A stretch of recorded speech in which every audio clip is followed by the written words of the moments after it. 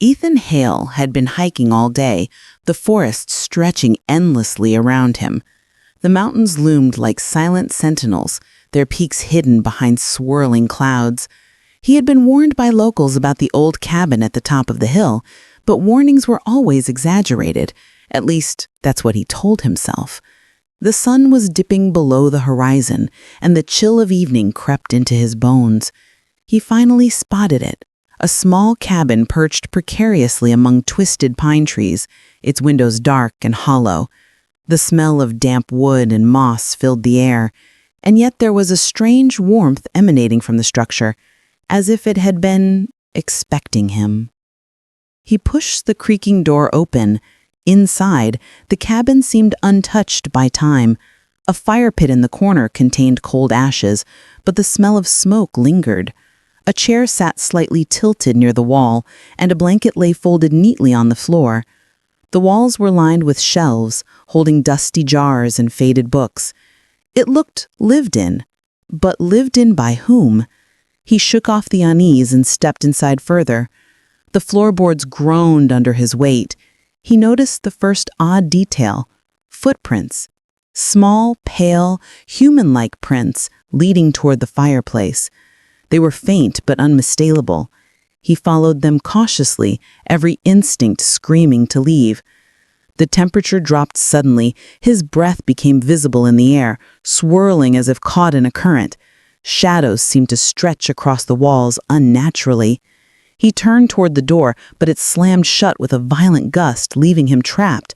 A whisper floated through the cabin, soft and chilling. "Welcome." Ethan froze. His heart pounded in his chest. The air felt heavy, thick, like moving through water. He spun around, but the cabin was empty. Only the shadows moved, stretching along the walls, twisting into grotesque shapes. He backed toward the fireplace, his hands brushing against a shelf. The jars rattled, and one tipped over, spilling its contents. They were small bones, clean and bleached white. Panic surged. Suddenly, from the corner, a figure emerged. A woman, tall and gaunt, her hair long and wet, hanging like damp strings around her pale face. Her eyes were hollow, yet they bore into him, seeing everything, understanding every thought. Her movements were jerky, unnatural, limbs bending at impossible angles. Ethan stepped backward, tripping over the blanket. The whispers grew louder, echoing through the cabin. Shapes emerged from the shadows, crawling along walls, stretching like living smoke. They reached for him with thin, pale fingers. He ran toward the door, yanking it open, but the cabin seemed to expand impossibly. Hallways twisted and stretched, leaving him back into the same room. The fire pit flared, casting monstrous shadows across the walls, the shapes now hundreds of hands and faces pressed against the surfaces, staring at him with empty eyes. Ethan screamed. His voice echoed infinitely, mingling with the whispers and soft laughter that seemed to come from nowhere and everywhere. The woman in the corner moved closer, her smile widening, impossibly long. The blankets, the chairs, the jars, they all moved slightly, as if alive, orienting themselves toward him. He stumbled backward, tripping over a board that wasn't there a moment ago. The shadows surged, a tide of darkness enveloping him. He could feel cold, clammy hands gripping his arms, pulling, dragging. The whispers coalesced into a single voice. "Stay." Every instinct screamed to run, yet his body froze. The room twisted violently around him, the walls bending, the ceiling lowering. Ethan felt himself lifted, floating, carried by an unseen force toward the fireplace. Faces formed in the flames, screaming silently, mouths moving without sound. The woman reached out, her fingers wrapping around his neck, cold as ice. Ethan struggled, kicking and thrashing, but the shadows were stronger, surrounding him completely. The fire flared one last time, and then everything went black. Silence. The cabin returned to its quiet state, dust settling on the floorboards, the blanket neatly folded on the chair. The door hung open slightly, inviting the next traveler. Outside, the forest stood still, the wind carrying distant, haunting whispers through the pines. And somewhere deep in the mountains, the cabin waits, patient, eternal, ready for the next visitor who dares to enter its threshold. Logan Pierce had spent years working as a forest ranger, but nothing had prepared him for the night he was assigned to patrol the far edge of Blackwood Forest. The towering trees blocked out the moonlight, casting the path ahead in a velvet darkness. Somewhere deep in the forest, an old watchtower stood, abandoned for decades, yet rumors whispered that it was far from empty. Locals avoided it, claiming that anyone who stayed inside after dusk never returned, or returned hollow, eyes vacant, voice lost. Logan ignored the stories. He believed in the natural world, not ghost tales. But as he hiked deeper, the forest seemed alive with something watching, moving just beyond the reach of his flashlight. Branches snapped behind him. A cold gust of wind cut through the canopy, carrying a faint smell of smoke and decay. Then he saw it, the watchtower, a skeletal structure of wood and rotting beams, its rickety ladder leading into darkness. He approached cautiously, each step on the leaf-strewn path crunching unnaturally loud. The ladder groaned under his weight as he climbed, the top swaying as if welcoming him. Inside the tower, the wooden floor creaked, dust and debris disturbed with each movement. The wind whistled through cracks, carrying faint, whispered voices. Logan felt a chill, the air heavier than outside, as if the forest itself had receded and left him in a pocket of stillness, a void. The first strange sign appeared on the walls, scratches, deep and deliberate, running in jagged lines. Some resembled symbols he could not recognize. Some even looked like words, but nothing coherent, only sharp, desperate marks. He traced them with his finger, but the moment he touched the wood, a shiver ran up his arm, like icy fingers brushing against his skin. Then the whispers started, faint at first, just a breath of sound. Go back, go back. Logan froze, scanning the tower. No one was there. Only shadows stretched long across the floorboards, moving independently from his flashlight beam. His breath came faster, visible now as the cold pressed against him. From the corner, a figure emerged. A man, thin and tall, with long, spindly limbs. His face was pale, almost translucent, eyes black and empty. He didn't move like a person. It slid, glided closer, limbs bending unnaturally. Logan stumbled back, heart hammering. The figure reached a hand, elongated, fingers tipped with darkness. The tower seemed to grow taller, the ladder stretching downwards impossibly, the forest below receding like an illusion. Shadows poured in from the cracks, twisting along the walls, forming faces, hands, mouths that whispered and screamed in silent chorus.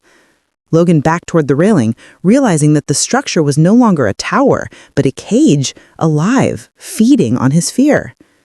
A low wind swept through, carrying dozens of voices now, chanting, whispering names. Logan's own name echoed back to him from every direction. He tried to climb down the ladder, but found it unnaturally long, the bottom disappearing into darkness. Panic surged. The figure reached out again, fingers brushing his shoulder. Cold, clammy, impossibly strong. More followed, fingers crawling up his arms, over his torso. The ladder beneath him groaned violently, boards snapping as if struggling to hold itself together. The tower shivered and groaned, alive as if it were a creature feeding on his terror. Logan tried to kick, to struggle, to free himself, but the shadows were everywhere, pressing against his chest, suffocating, pulling him down. The tall figure leaned closer, and he could feel a whispering inside his skull. "You are ours now." In one instant, the world twisted. The tower stretched endlessly into the sky, blackness all around, no forest, no moonlight, only shadows and whispers. Faces appeared in the walls, mouths screaming silently, hands clawing from cracks. Logan felt himself lifted, carried by unseen forces, the floorboards twisting under his weight, limbs bending, reality folding into itself. Then, silence. The tower returned to its abandoned state, the forest calm once more. Only the faintest echo of whispered names drifted on the wind. The ladder stood still, the railing intact. If anyone looked carefully, they might see a thin, shadowy figure peering out from the highest window, watching, waiting, patient. Blackwood Forest swallowed its secret again, as it always had, as it always would. The watchtower waits for the next ranger, the next curious traveler, the next soul to wander too far into its embrace. And tonight, somewhere in its darkness, Logan Pierce was gone, claimed forever by the forest and the tower that lived. Emma Carter had been driving all day, the endless stretch of Highway 47 disappearing into the night. Her car's headlights barely cut through the fog rolling over the asphalt, and the radio had long since gone silent. She had been warned to avoid traveling this road at night, but work had called, and she hadn't wanted to delay. Now, stranded with a flat tire, she searched desperately for any sign of help. Up ahead, she spotted a faint glow, a neon sign flickering weakly in the darkness, Blue Lantern Motel. Relief washed over her. The paint was chipped, windows clouded, and the parking lot overgrown, but it was shelter.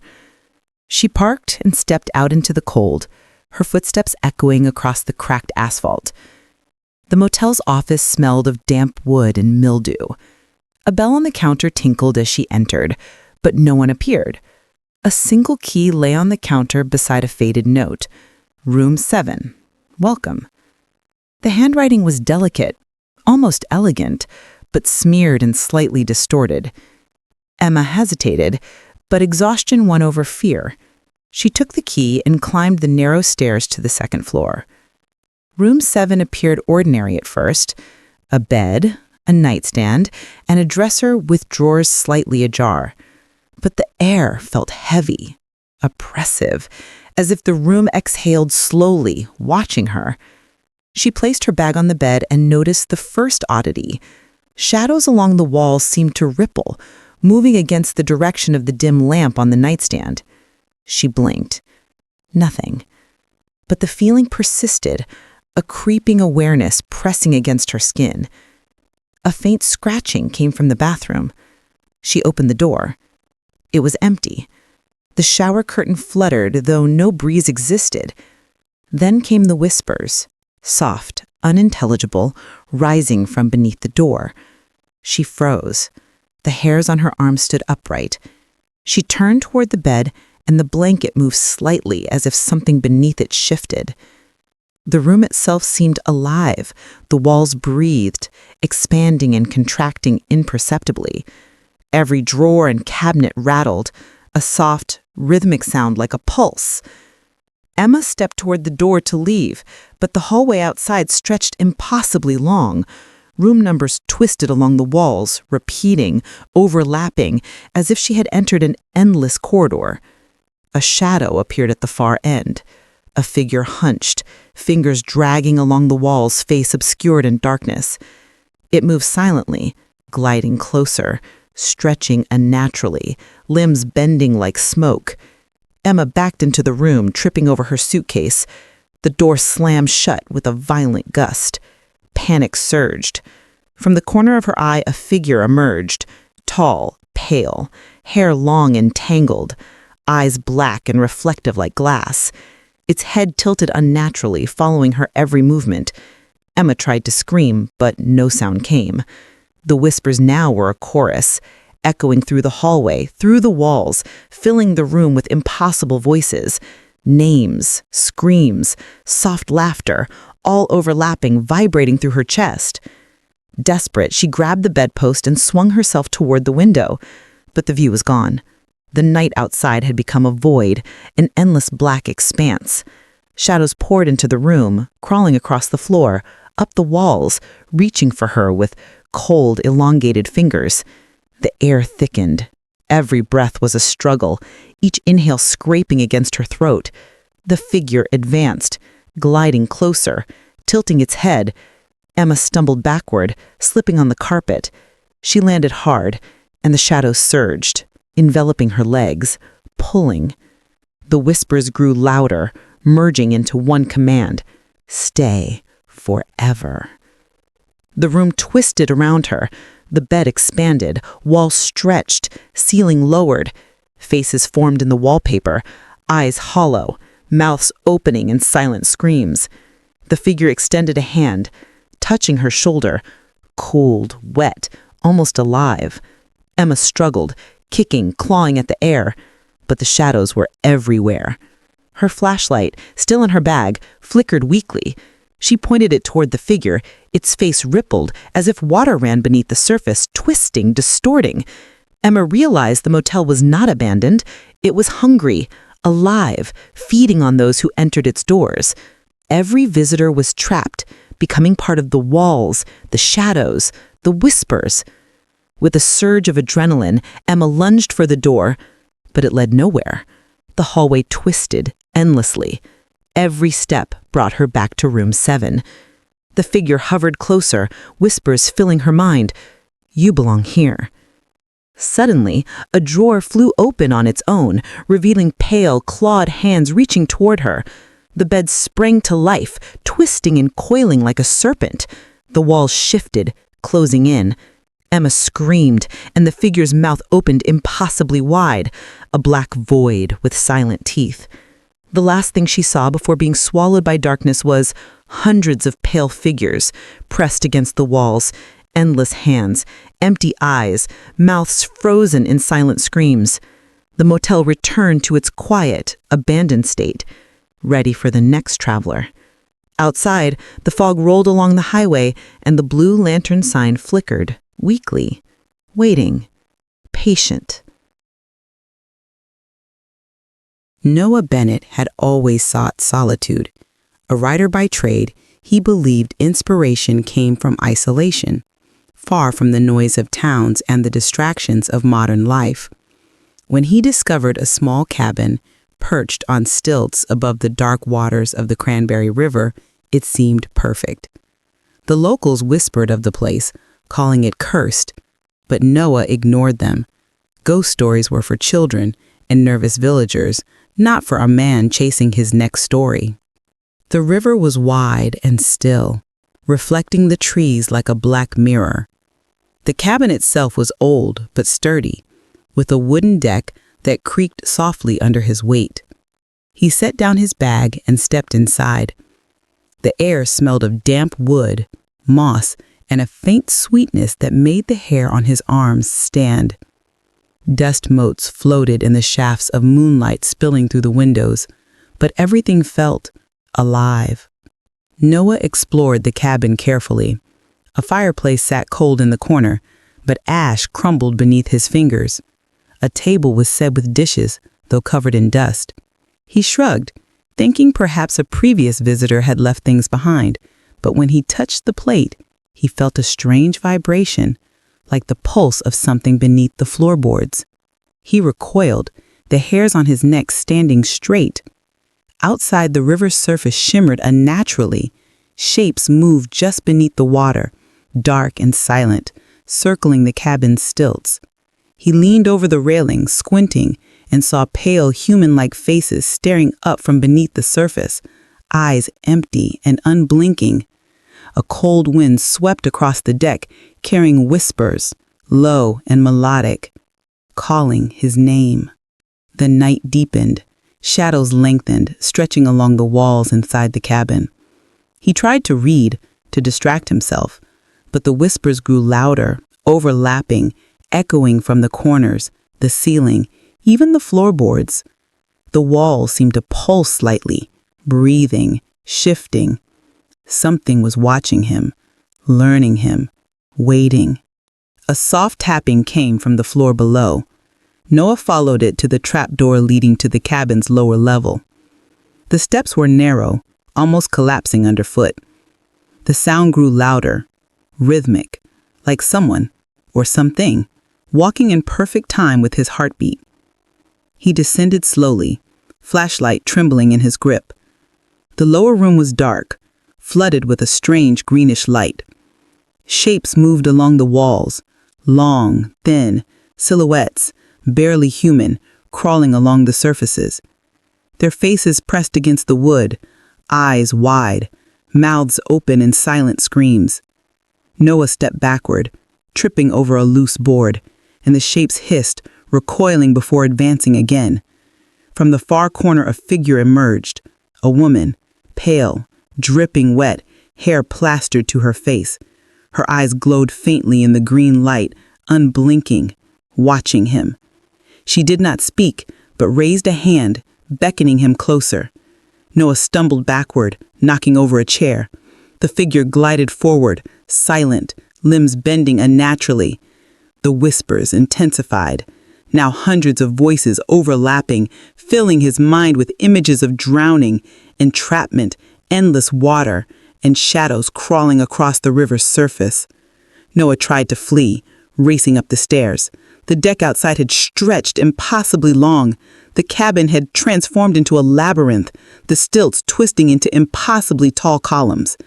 Shapes emerged from the water, crawling onto the deck, moving silently, circling him, hands reaching for his legs, arms pulling.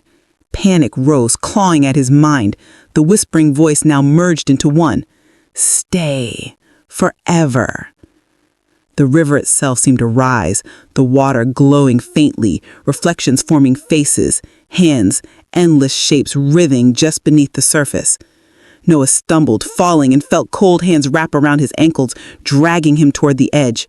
He struggled violently, but the forces were too strong. Every plank of wood underfoot twisted, distorted, bending impossibly. Suddenly the woman reached him, touching his chest. A shiver ran through his body, cold as ice, bone deep. The whispers crescendoed into deafening silence, and Noah's vision went black. When he awoke, the cabin was calm again. The river was still, reflecting the moon as if nothing had happened. No footprints, no sounds. The deck creaked normally under his weight, but no one knew better. The cabin had claimed him in ways he could not yet understand. Inside the lower room, the shadows had returned to their positions. The woman was gone. The water outside reflected nothing but the dark night sky, yet the whispers remained, faintly, carried on the wind. You belong to us now.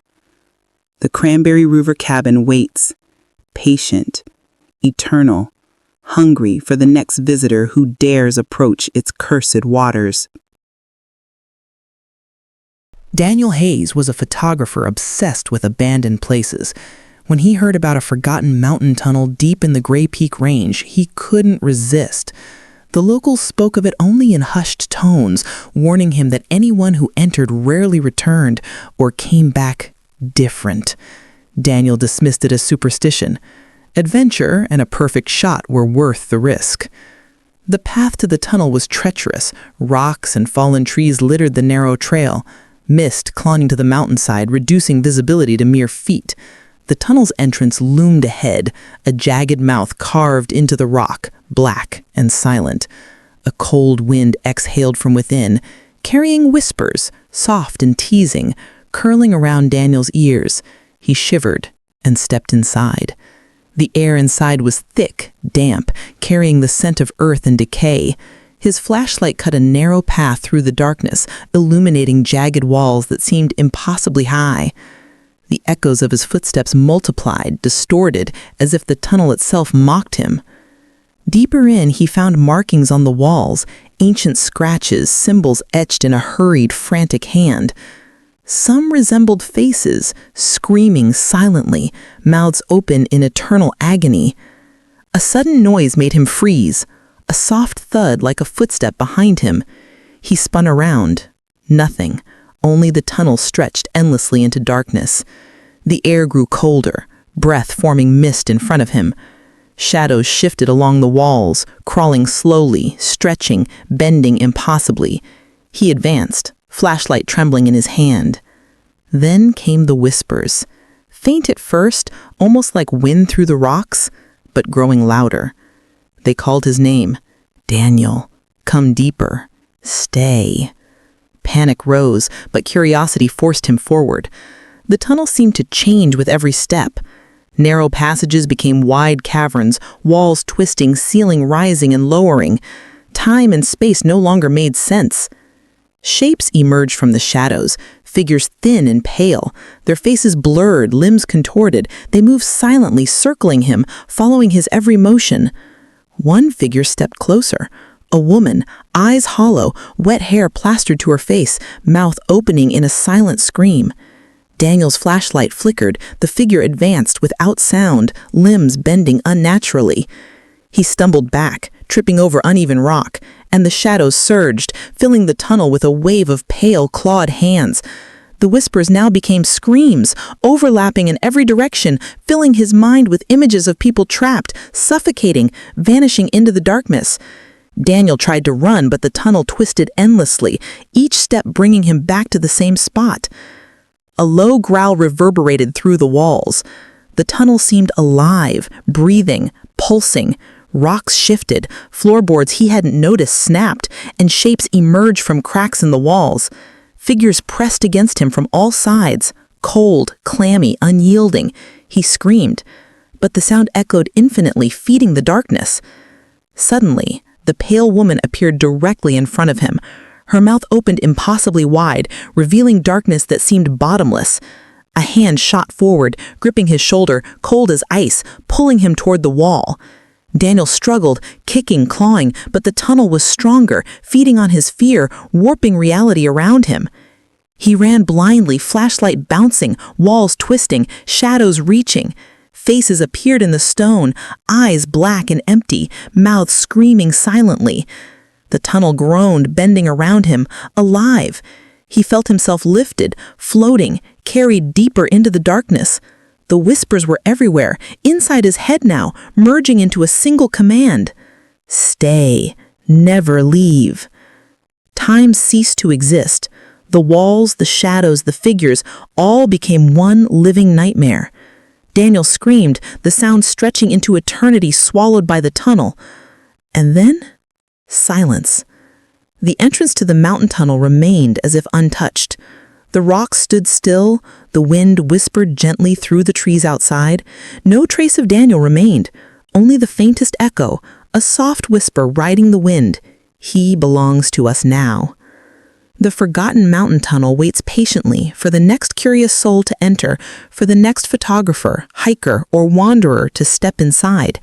And when they do, the tunnel will remember them, claim them, and whisper their name forevermore. The night was calm, colder than usual. The kind of cold that seeped through clothes and skin and sat deep inside the bones.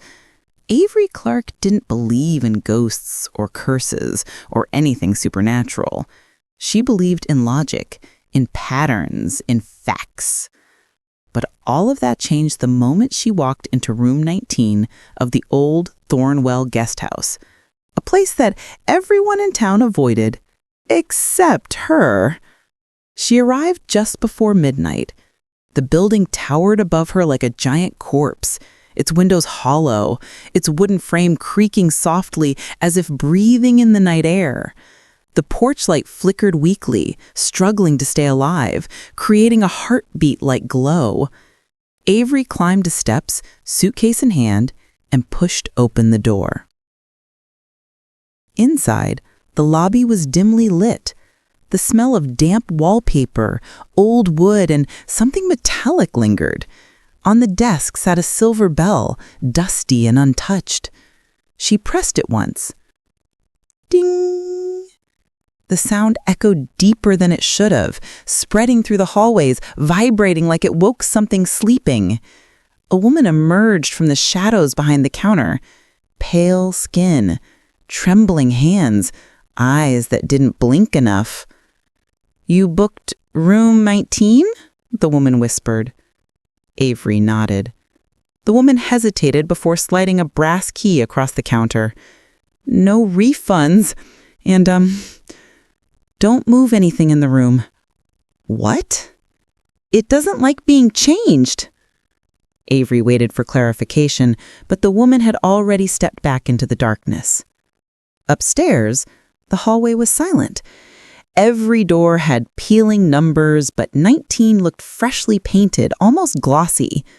Avery unlocked it and stepped inside. The room was small. A bed, a table, a mirror, a wardrobe. Nothing unusual. Except the feeling. The moment she entered, Avery felt watched, not by someone, but by the room itself. Its air felt heavy, thick, aware, like the walls had lungs. She set her bag down and breathed slowly. "Just a room," she muttered. She opened her laptop on the table. The mirror across from her reflected a perfect view of the room, except something felt off. In the reflection, the bed seemed slightly closer to the wall. She shook it off and began typing notes for her research project. Minutes passed.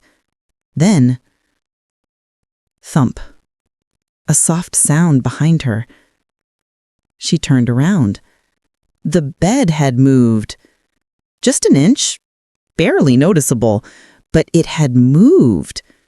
Avery blinked. Old house, floors shift. She returned to her laptop. Another sound.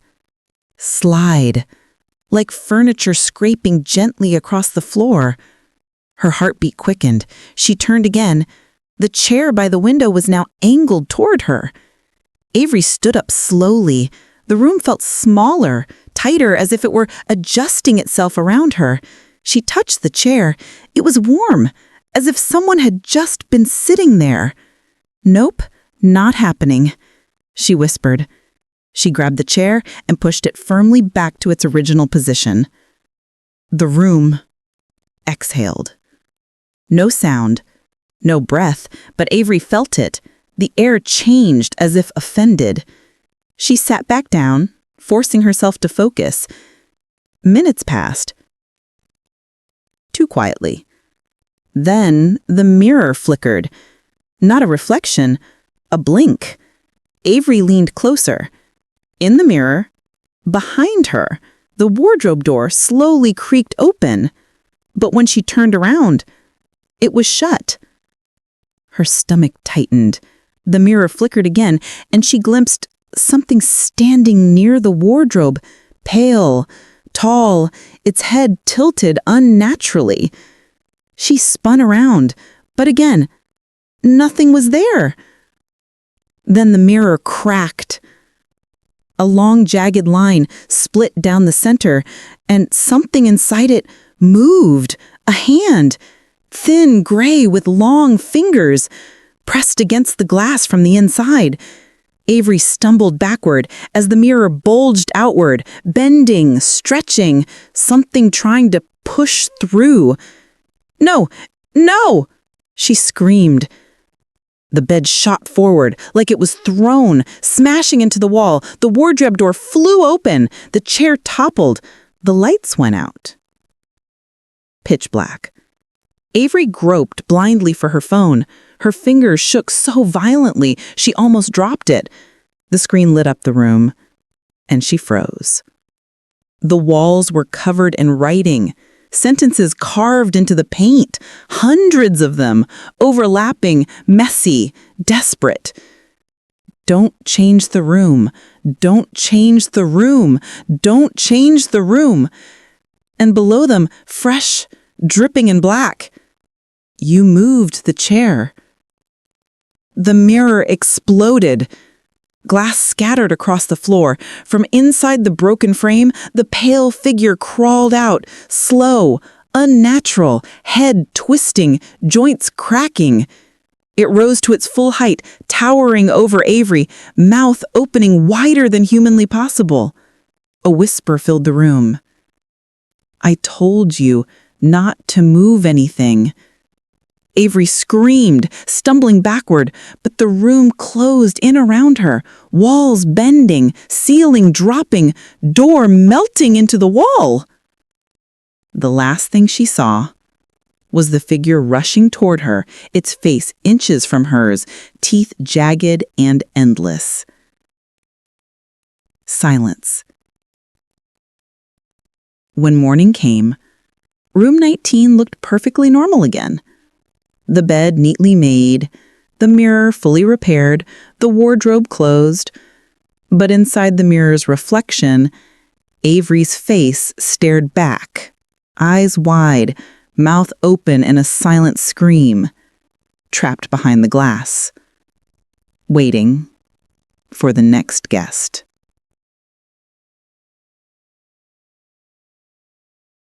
The wind howled through the mountains and forests, carrying whispers of forgotten places and unseen horrors.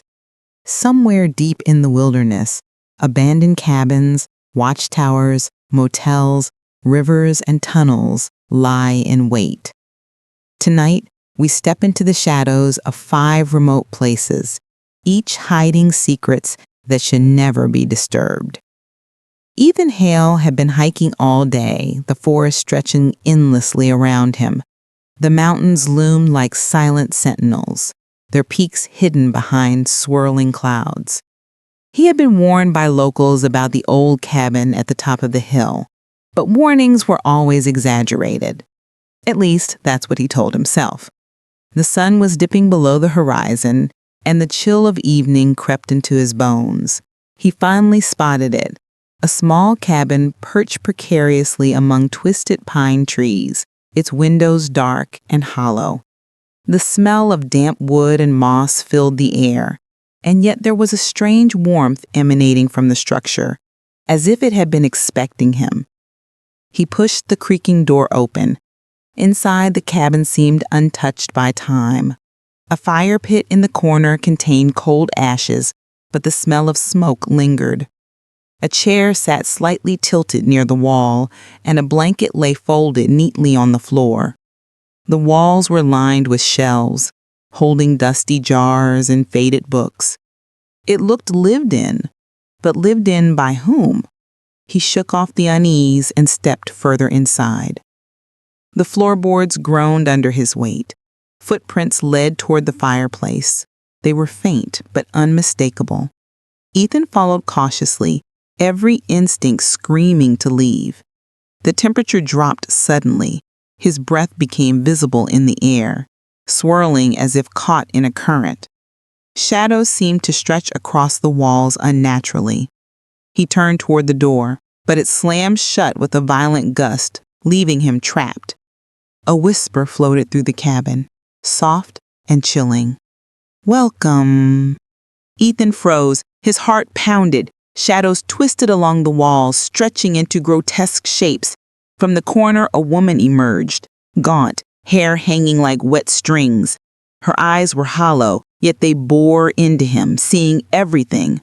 Her movements were jerky, unnatural. Ethan stepped back, tripping over a blanket. The whispers grew louder, echoing through the cabin. Shadows surged, a tide of darkness enveloping him. Faces formed in the flames, mouths opening silently. The woman reached out, fingers wrapping around his neck, cold as ice. Ethan struggled, kicking and thrashing, but the shadows were stronger, surrounding him completely. The fire flared one last time, and then everything went black. Outside, the forest stood still, the wind carrying distant haunting whispers through the pines. The cabin waited, patient, eternal, ready for the next visitor.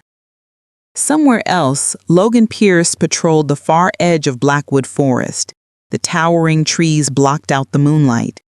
Deep within, an abandoned watchtower stood, rumors claiming it was far from empty. The forest seemed alive, moving just beyond his flashlight. Branches snapped. A cold gust carried a faint smell of smoke and decay. He approached the watchtower, its skeletal frame swaying slightly. Inside, floorboards creaked. Dust and debris shifted.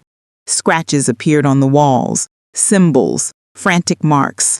A whisper, faint at first, then louder. "Go back, go back." From the corner emerged a tall, thin man, limbs bending unnaturally. The tower twisted impossibly, shadows poured in from the cracks, faces and hands pressing against the walls.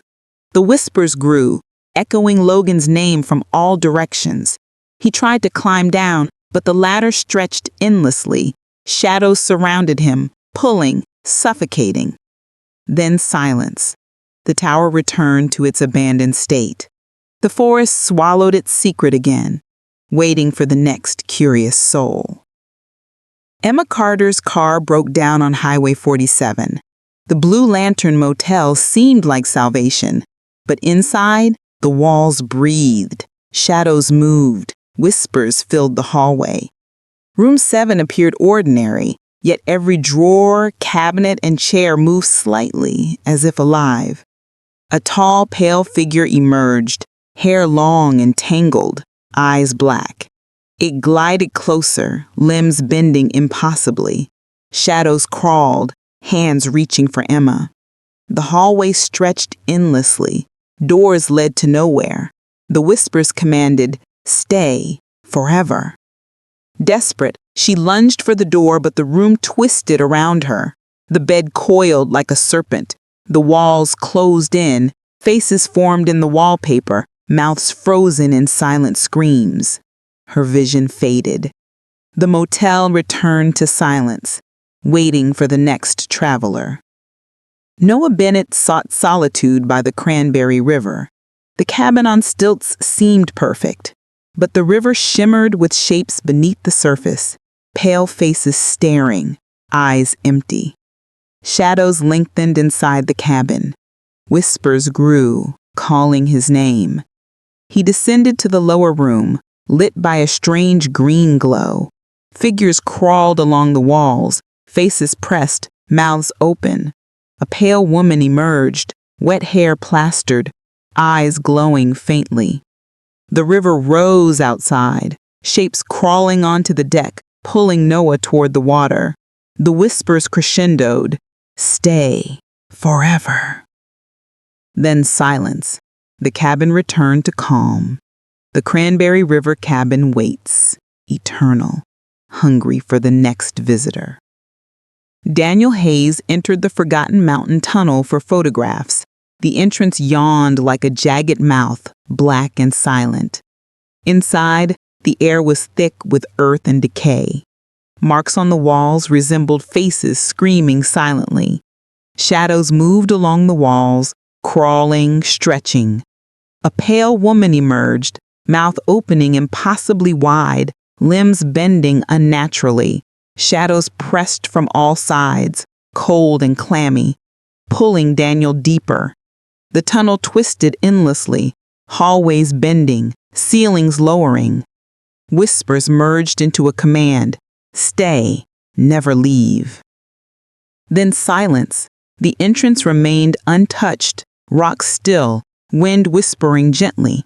No trace of Daniel remained. The tunnel waits, patient, eternal, ready for the next curious soul. And so the forests, mountains, rivers, highways, and forgotten tunnels remain, alive, watching, waiting. Every shadow, every whisper, every step you take could be your last. Somewhere tonight, someone is walking into a cabin, climbing a tower, knocking on a motel door, stepping into a river, or entering a mountain tunnel. And the horrors are ready to claim them, just as they would claim you.